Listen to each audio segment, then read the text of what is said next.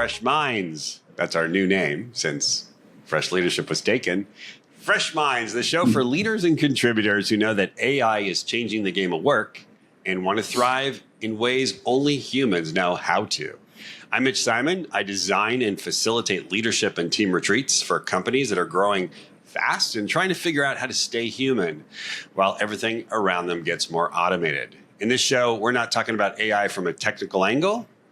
We're talking about what you need to do differently as a leader, a manager, a teammate in a world where a lot of the so-called smart stuff can be handled by machines. And I'm not doing it alone. I'm joined by two amazing people who have literally built a new game of business, Ronen Gafni and Simcha Gluck. Ronen is the creator of the business game FreshBiz and a TEDx speaker. Simcha is his partner in crime and co-author of the book, The New Entrepreneurs. Together, they've helped thousands of people experience what it feels like to stop playing the old zero-sum game of business and start playing a new one. Today, in our seventh episode, I think it's our seventh episode, we're going to get vulnerable again because, well, our human competitive drive is being human. So what we're going to ask today is, what are we as humans going to do that AI cannot in order to launch the most innovative ideas? We're going to look at how humans can actually gamify situations where AI can't. It just doesn't have that brain. We're going to talk about what it means to gamify and how absolutely vulnerable it is, of course, if you go along with the game. Let's begin with, how are you guys doing today? How are you doing, Simcha? All right. Good to be here with you, man. And you, Ronen, how are you doing? I'm good. Yeah, it's challenging times. Yeah, but we are here. Yeah, and actually, that is one of my questions today. We might get to it sooner, which is we are recording a podcast. We're recording. There's one of us who's sitting in a country where nothing much is going on, and you two gentlemen are sitting in a place where it's actually pretty dangerous many times. So let's begin with, let's talk about FreshBiz. Now, FreshBiz is a game, and as a game, it challenges you to unleash your creativity. And yet, we've facilitated this game. We've watched people play the game. We put a game in front of people and we say, hey, everyone, this is a game. No one's going to die. No one's going to get hurt. After the game, we'll probably have some sandwiches or some beer or whatever. Everyone's going to be fine. It's a board game, and yet people won't play. They won't get creative. And then, of course, a minority actually do. And I do think that with AI growing leaps and bounds, we as humans need to gamify and look at different ways that we can look at different things. Otherwise, the computers are going to take our jobs. So I'm going to start with this question, Ronen. Why do you think when we put a board game in front of humans, we give them chips that have no value and some other elements, people still won't innovate, change, get creative? What is that? Well, first of all, I think that in order for you to be creative, it's a specific way of rewiring your brain. You have to reconnect the way you think into different ways of thinking. So just by physically putting an object in front of people doesn't necessarily make them creative. If it was that easy, so every company would just say, guys, we got to have some creative ideas. Let's grab some 10 people, let's put them in a room, and let's be creative. Why do we need workshops? Why do we need any process? So the tool by itself is not enough, at least not to start with, to just make people be more creative. So there might be some constraints into a game setting that will ask you to think in a different way, but it's a process. It takes time to start thinking in a different way. And I think that the more the game touches very core beliefs, it's the hardest is to actually be creative. Maybe it's easier to ask people to pass a ball through 3 people in a room because you're not used to do it and you don't have so many limited beliefs on how to move a ball. So maybe, with some conversations and settings, you can be more creative. When you talk about money, for example, starting businesses, understanding how to move forward in a game that you already have the belief that is a competitive game, this is so close to how you actually play life. So it touches the really core beliefs that you have regarding money and partnerships and collaboration and investments and whatever.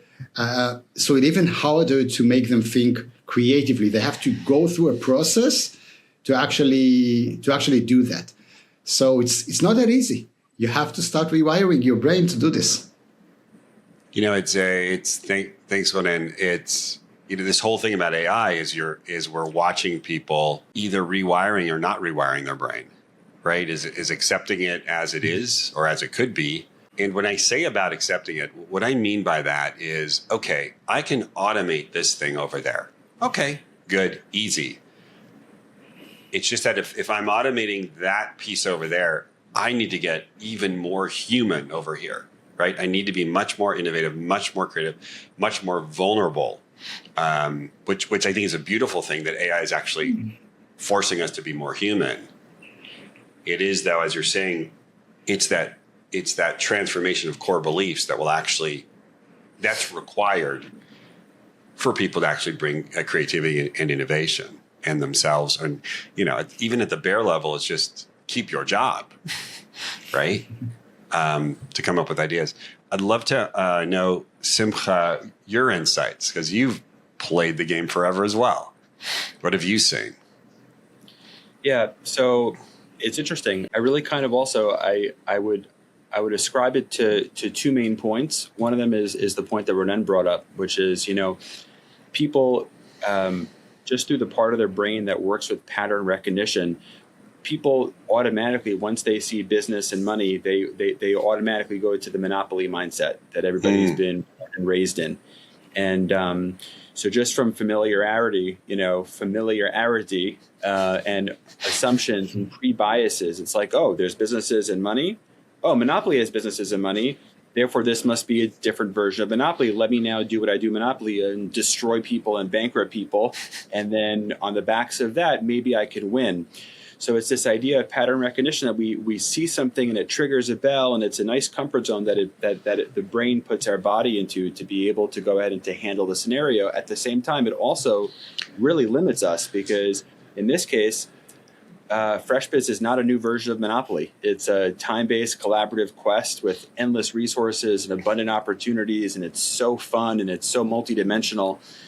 And that can really cage people's beliefs if they just fall into that, oh, I know this, and I get why that happens. So that's perspective number one. I think the second perspective on why people very often don't find that creativity, and I'll just share personally, is because you can't be creative when you're in survival mode. And it's just not possible. In other words, the body doesn't allow it. When someone really feels like they're in survival mode, all of their resources and their headspace is going literally to exist and to survive. It's not focusing on how I'm going to creatively do this better and what other things I can spot and find. And, over the past bunch of years dealing with, issues in my family and mental health stuff and wars here in Israel and sirens and all sorts of, and then pandemics and things like that. These are all things, by design that literally make people, bug out. And as much as I'm proud of myself that I didn't bug out as much as other people necessarily might have bugged out, but it certainly put me into a survival mode. And in a survival mode, it's a lower frequency. It's a lower level.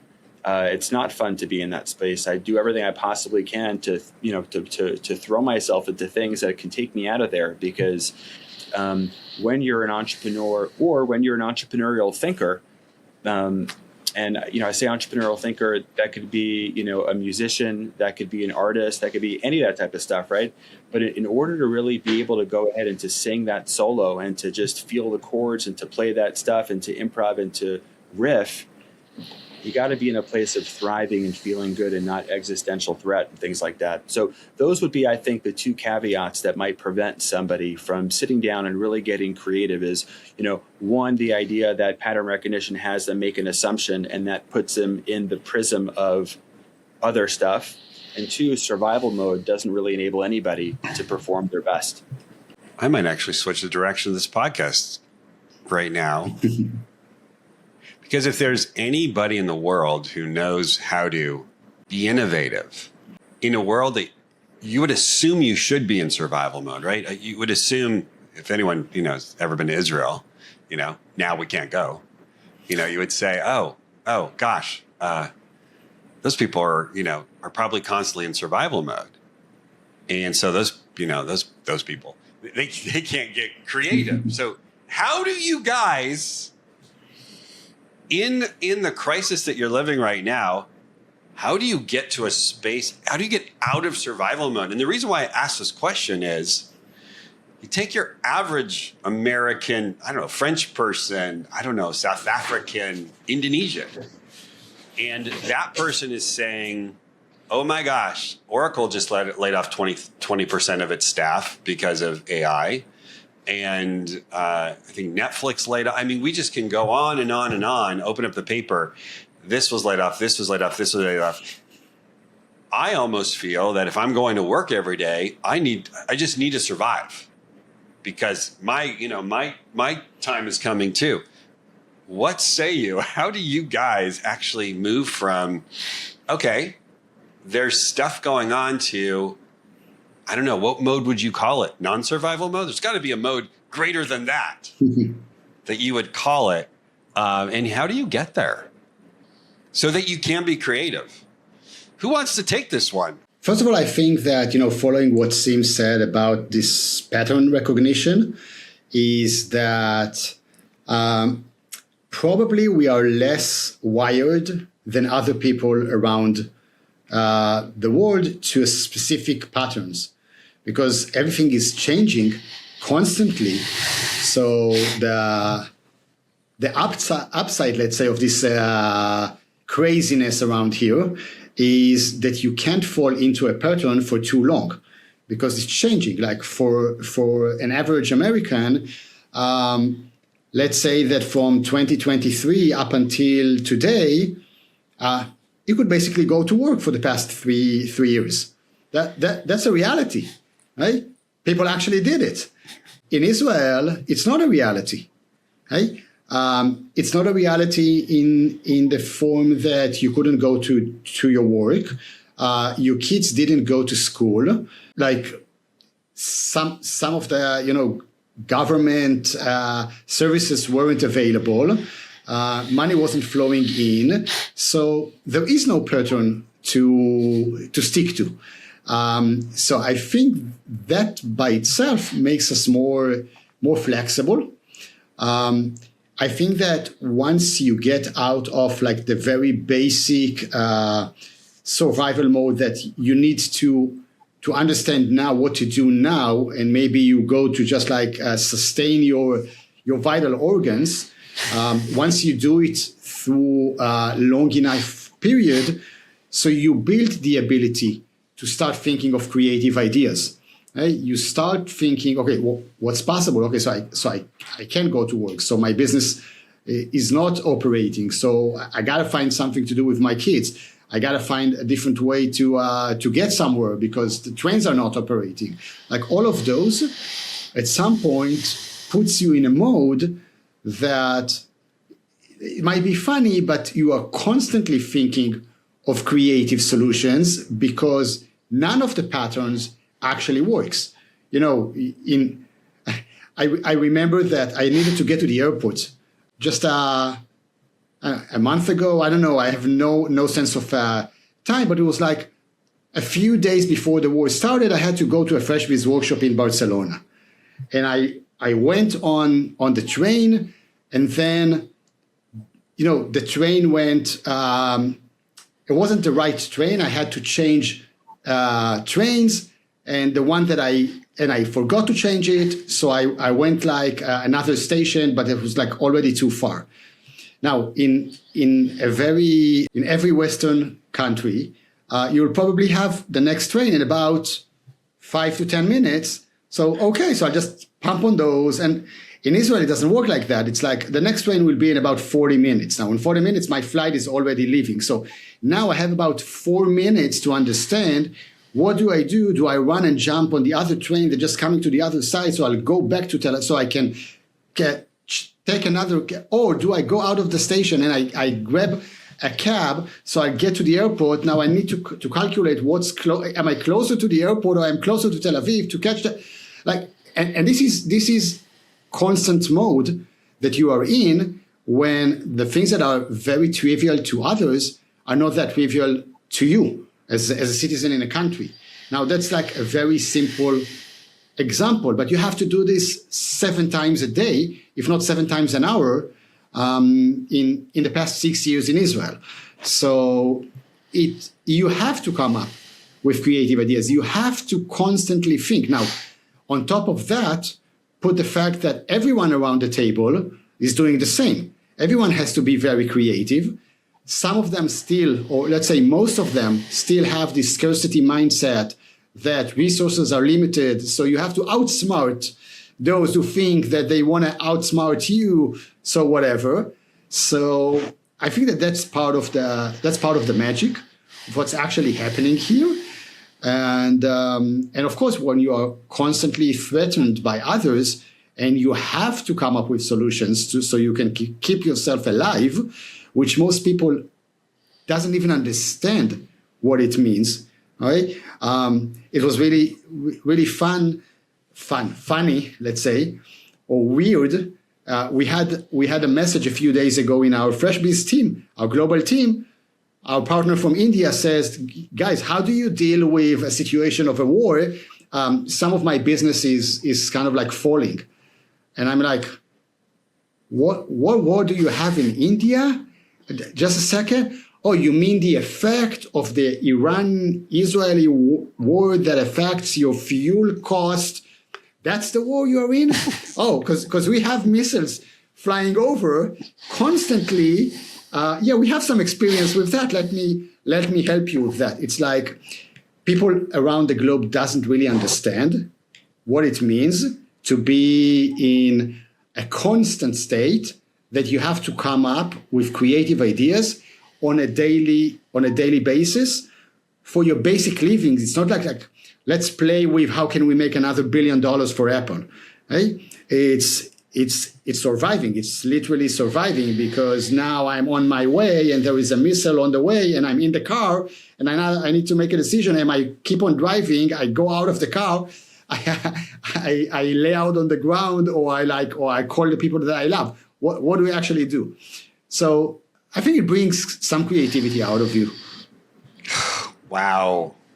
Ronen, that was that's reality bites, It's under stress, under not just stress, under threat of personal survival, you become creative, which is it's just the fact that you can't fall back into a pattern. I think it's not just about the surviving because, you don't have to wait for missiles to be thrown at you. Because if people want to take something out of this, it's just like, if life doesn't put you in those situations, so put yourself in a situation that you just need to find a different way to get to work. Yeah. Right? Find a different way to make your next paycheck. So make believe, play a game like if you are stressed as we are, right? And come up with a solution. Yeah. And that's by itself, just not being able to fall back to the pattern. Yeah. That's by itself, it's the best exercise possible. I never know where these conversations are going to go. I love this conversation. Don't you, Simcha? It's just great. What is the new game that you're playing? I really do think that, just from this podcast, if we never even get to the questions, the biggest question is, AI is here. What's the new game that you're playing? for me personally is AI is here. Much of what I do can be done with AI. I don't care which tool you use. Many of the reasons people come to me or to you guys can be done on the internet, but there's things that cannot be done. And so for me, my new game is to leverage being in front of people, right? It's interesting. When I started this career, call it a career, guys. When I started this career, it was 24 years ago. My God, I was 2 then. So 24 years ago, I had this dream. I want to do a lot of work in front of CEOs and their teams and their staff. And I started my career the first 10 years just doing one-on-one stuff, which is fun, but it doesn't make the difference. To make the difference, I need to be in front of a lot of people, do a lot of leadership retreats. That's the game I'm playing now. How do I do more leadership retreats? What do I need to spend to actually do that? Because the past, I got to let go of it. It's the new game. It's that reality hasn't occurred. And I guess you could almost use the metaphor. You guys are experiencing survival on a daily basis. And the threat are bombs. Well, the threat or the joy, I don't know, is AI, which is actually demanding us to be much more creative. But a lot of us don't want to do it. We just are going to hold back and hold on to the way life used to be. Simcha, any thoughts? Yeah. You raised your hand. Oh, no, which I've never seen on a podcast. Ronen was saying, hey, does anybody have any idea how to respond in war times? I'm like, hi. I'm literally living in war times for the past 5 out of 6 years, so we could probably have a conversation about that. But anyways, it's interesting. I think that it really goes back to what we were talking about before, which is, if AI is just another thing or it's just another tool, so it's like a monkey, just being like, oh, okay, it's like a new type of banana. And it's like, no, it's not a new type of banana. This could be a game changer over here. And if you're not sure, how it could be a game changer, then one of the things that I do, and I recommend it to a lot of people, but is I try and watch a bunch of videos and read a bunch of blogs on different use cases, different methods. What are people doing to, as they say, to poke the box? Well, what are you trying it with? Oh, okay, that's interesting. Oh, and you're using it over here. Oh, okay, I didn't even think about that. And it's just like, there might not be a way that I might get there myself. It's like, I don't know, but by watching this stuff and then learning about it and then understanding, oh, there's something called agentic AI, and then there's something called AI execution, and then there's something called creating artifacts, and there's something called creating this. And like, these are all terminologies, but what does it mean for me, and how do I fit that together? I remember when Ronen and I were asked by Wiley's to go write the book, The New Entrepreneurs, and we had never written a book before. And it's like, well, you don't just become an author. Like, you need to. So what we did, and I was really proud of us, was we took a day just to sort of meditate on, okay, what does this look like? And we both came to it. We both said, hey, let's interview like 5 to 10 authors on what their process was like. That'll allow us to be able to do it better. And that's what we did. And it was so good. It really helped us build a vision and a blueprint at a time that now AI could have done it for us, essentially, for being honest, but wow, it really was a process.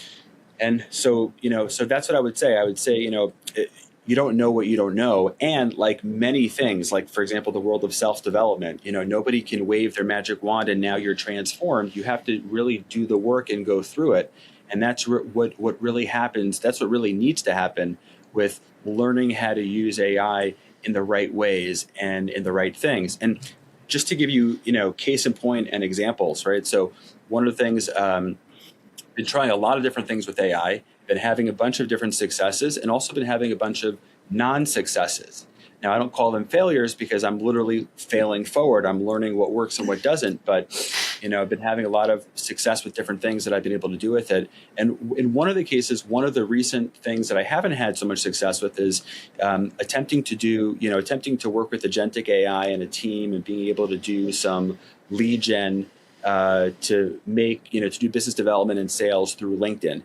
And it was like, oh, this just makes so much sense. We'll just, we have all these connections and we have something really cool to say. And we have these different metrics that could be impressive. Like, let's just reach a lot of people and we'll generate some things. And one of the things that we quickly saw, and this is definitely happening right now in very specific industries. We saw this is that at least for LinkedIn, for us, it wound up just being sort of like AI talking to AI about AI and like missing people. In other words, everyone is too busy using their bots to chat that the meaningful conversation is gone.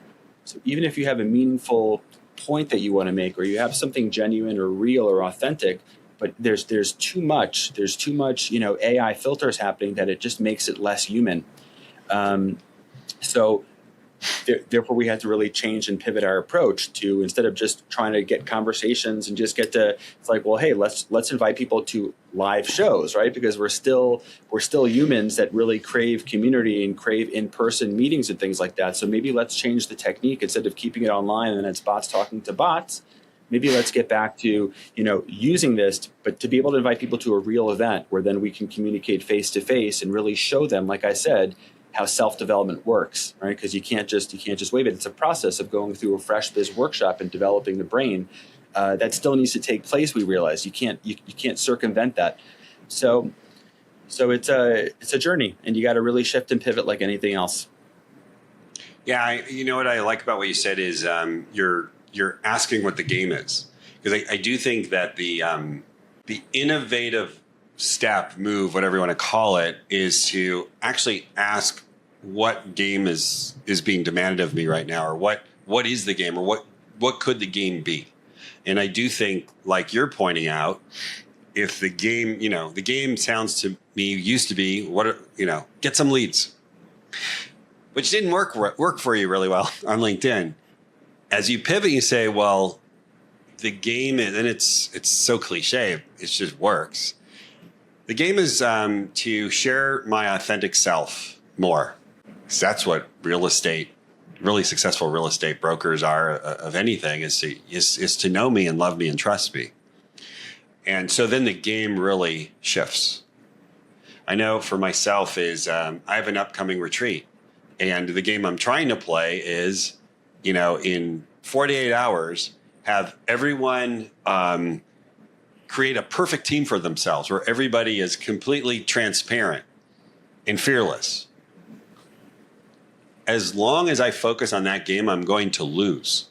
And now I'm really coming to, getting 48 hours where people can just really come together and say what's going on. And then that, I think, is a much more successful game. And I'm just wondering, in your experience over the last, 2-3 years on end, what have been some switches for you as to, gosh, I'm playing this game, I should probably play a different game over here, such that you then it actually inspired you and you were able to be much more innovative and have better ideas? I think that the main shift was when COVID hit and we couldn't do any physical work. Yeah. So I had to come up with something that is not physically based income, yeah. Right? Which is, at the moment, FreshBiz is a physical board game, and people have to get together. Then I said, okay, I got to find a way for people to actually keep on getting together and keep on evolving and keep on developing their businesses, but it couldn't be physical. So I started developing my new product, which is the digital villages, the digital tribes where people get together, but they get together on a digital platform that I couldn't build a few years back, or I could have with millions of dollars of investment and a big team. Now I can do it with AI on my own. But I think that, regarding what you've been asking before, and if we'll go back to the basic idea of leadership, we should ask ourselves, like, what leadership is all about. Right? Why do we need leadership? Because we can either go to a future where it's no longer about leadership, because bots doesn't need leaders. They need managers or programmers or synchronizers. They don't have this thing that you want people to do one thing and they have like their own emotional process, and at the end of the day, you don't get what you ask for, because they're going through an emotional process and their own wants and desires and fears and beliefs that prevents you, right? Because what leadership is all about is just like, we need you guys to take this group of people. We want to get there. Please get them there, right? And you got to find out how the hell do you take a bunch of humans and actually, take them somewhere. Hey, that's leadership. That's what leadership is all about. It doesn't matter if you want to take them out of Egypt and bring them into Israel, or you want to take them out of the previous quarter and take them into the next quarter KPIs. Now, question is, are we looking forward to a future that leadership is no longer needed because we only have programmers managing bots or bots managing bots, and this is the future that we are looking for? Or is it we are looking for a future that leadership means something else? And I think that that's the main issue, because leadership used to be about how do we make people perform a specific task as a group so we can meet the KPIs. Right? So we have to go through all this human stuff that prevents us from actually doing the job. And now people are really excited about the fact that they have an entity that doesn't have these human issues. They don't have to take the kid out of school because he was bitten by someone else and now he cannot perform, whatever. So we are so excited about 24/7, they never sleep, they never eat, they don't need any salary, whatever, as a one possible future. Or another possible future that says, okay, we have those bots to do all that stuff, right? What is leadership is all about?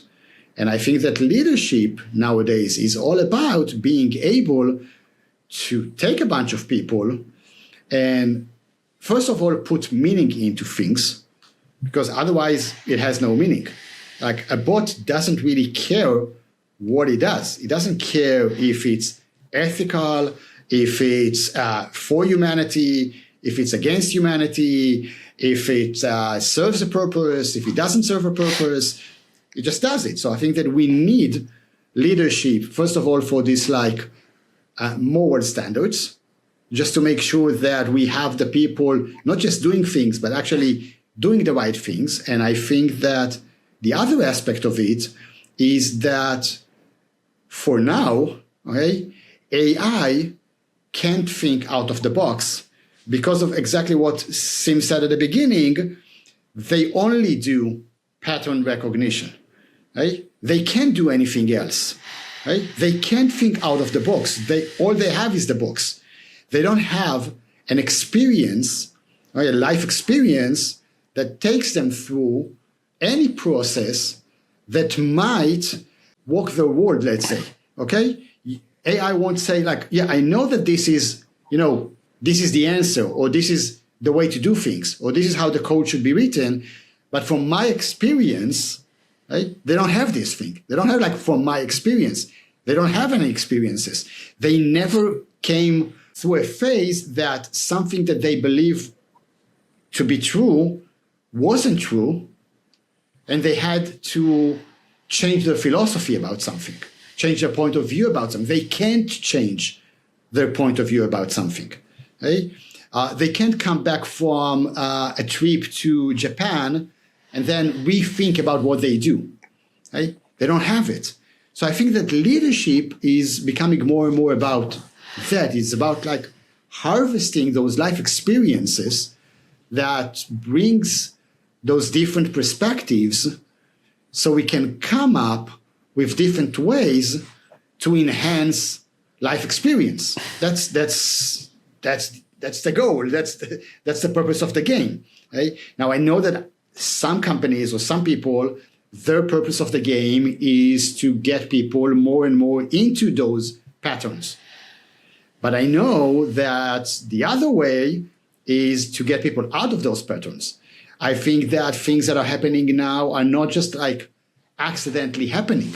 The fact that you have kids that for the past 6 years didn't have the experience of school, right? Because of everything, whatever, COVID, wars, whatever, in Israel, for the past 6 years, someone who started first grade 6 years ago never had one day of a regular school. Normally, they don't have this experience of school.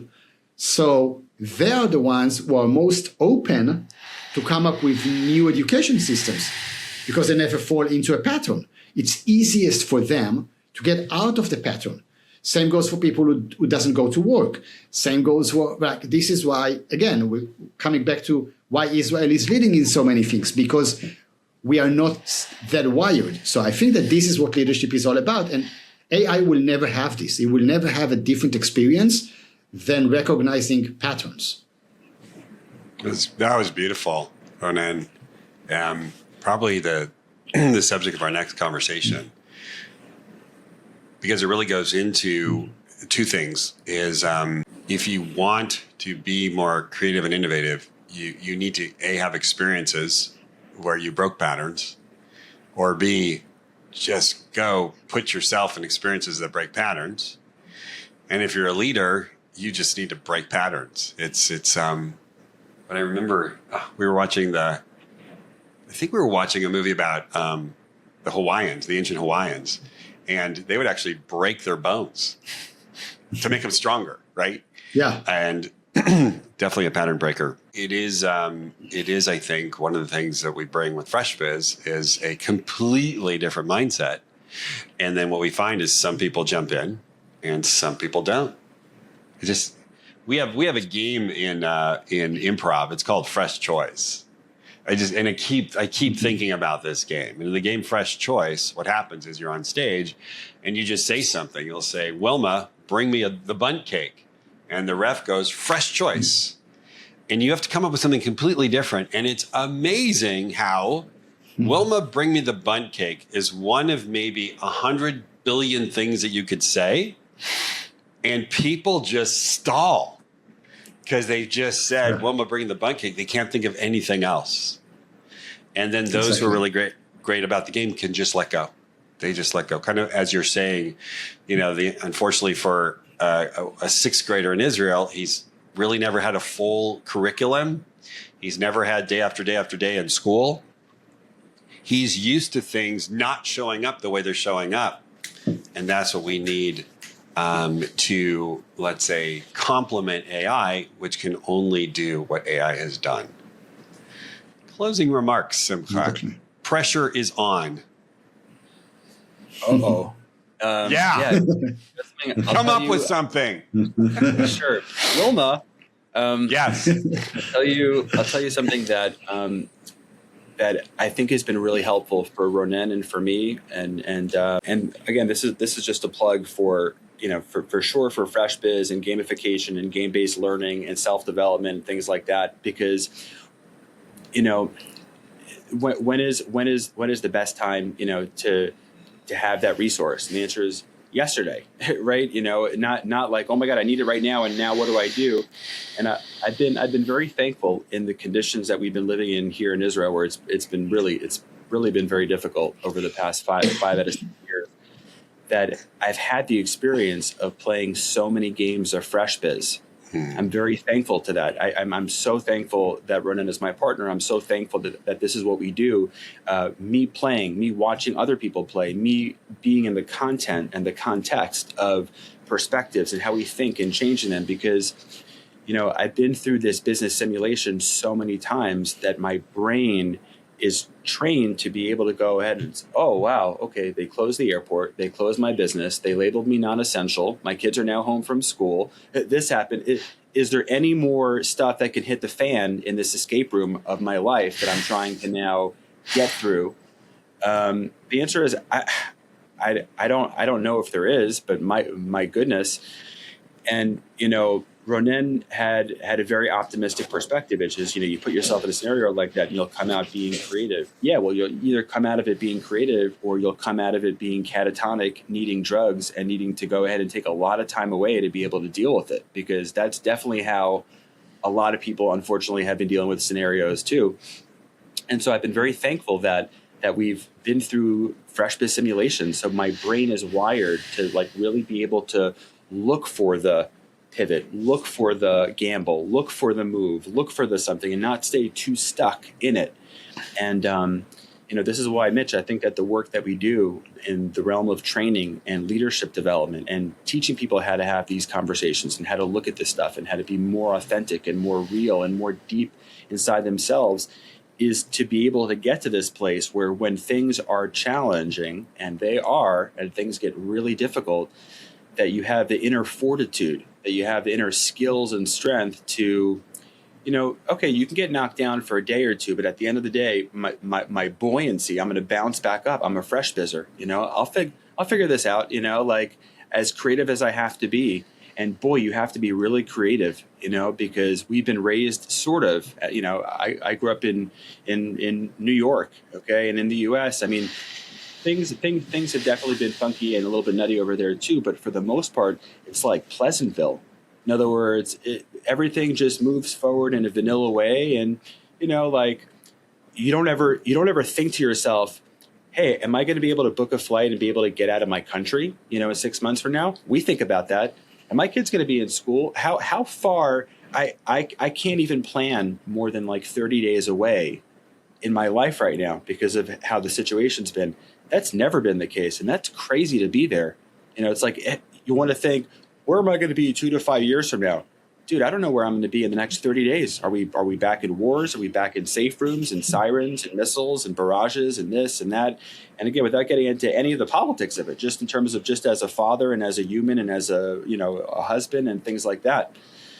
So yeah, definitely I would say, yeah, it's when things get tough, I'm just thankful that I've invested time in doing training to develop this thing over here, because that's really what allows me to keep on going and to do it at higher levels than let's say I might even expect of myself because of everything we've been through. Yeah, I'm very connected to the experiences that one needs to go through, and even more importantly is the realization and the acceptance that we are actually in a time. You guys are in a time every single second of life and death challenges. And then there's others who are, really in a space of AI has come. AI is not necessarily taking your job, which is some fear. It is, though, demanding of you to shift how you see yourself in the world and to take on a lot of the thinking that we're putting forward here. It's kind of because I remember, Simcha, in 2019, before COVID, we didn't even know how to spell it. You were sharing how you had used the tools of FreshBiz to go through the life that you were living, which was very challenging, but it wasn't anything like this. I believe, I started a podcast to talk about how to work when you're virtual, but it's not anything like this, and so, to work in the days where AI is completely reformatting how we approach work, we're going to need these conversations, these tools, these innovative ways of thinking. And I'm really moved and touched to have you guys to be able to really, co-create this thinking and these ideas to really support the world and what's going on today. Mitch, thank you. One more thing. One of the most important skills or attributes of being creative is humor. Right? Just being funny. Right? I think that part of what's fun about gamifying things is that you can use humor. Now, I think that we are quite far away from any AI to be actually funny. It's true. And because it's not that easy. It's not that easy. It's a very, very human thing. Right? It's a very, very human thing to have this outside perspective on a pattern and understand how ridiculous is the pattern to the point that I can laugh on myself behaving like this. It's a complex process. And I think that part of what's so amazing about Israelis on top of like the creativity and this is the funniest, really, the funniest culture. I've never seen so many jokes that people are creating and so many funny items in a war zone, in a wartime. I think that's one of our superpowers. And a lot of people come to me and say, look, I'm developing a game. Can you give me some advice? Or I want to learn more from you about games. And the first question that I'm always asking people is it fun? Is it fun? Is it fun to play the game? Otherwise, I don't care what your game does, right? It has to be fun. And we experience this in every FreshBiz workshop. The last 14, 15 minutes are so much fun. The energy in the room is so much fun that it releases you from all those limited beliefs. And then you really start experiencing being funny, using humor. I think it's the most creative thing possible. So either, and it's about like, not taking things so seriously. I think that one of the major downsides of the corporate world, which this is why I can't be a part of it for too long, is that they take themselves too seriously. Right? People in general take life too seriously. And when you take life too seriously, that means that I gotta follow a pattern. Right? Once you put some fun into it, you put some humor into it, then just by that, you're breaking the pattern. So if you have to do anything as a leader, make it fun. Make it a fun environment. It's not a break off. It's the essence of the human experience that brings something new, and it's the most human thing you can do. And it will take AI a long time to actually have it because they cannot have an outside perspective on a life experience that puts you in a way that,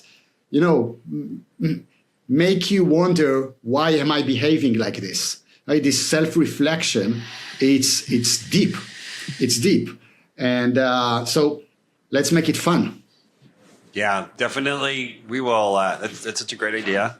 And I'm a big proponent of fun because I'm on stage every week having a lot of fun. It's very interesting because as we watch people play the game, here we are going, hey, here's my story. Let's play a game. And everyone immediately goes, this is not fun. This is, I must destroy. Yeah. Anyways, this has been fun. Thank you for that that share. We're going to definitely cover it in another episode of Fresh Minds. To our dear listeners, thanks so much. Hope you have a fun day. And we'll see you next time on the next episode of Fresh Minds.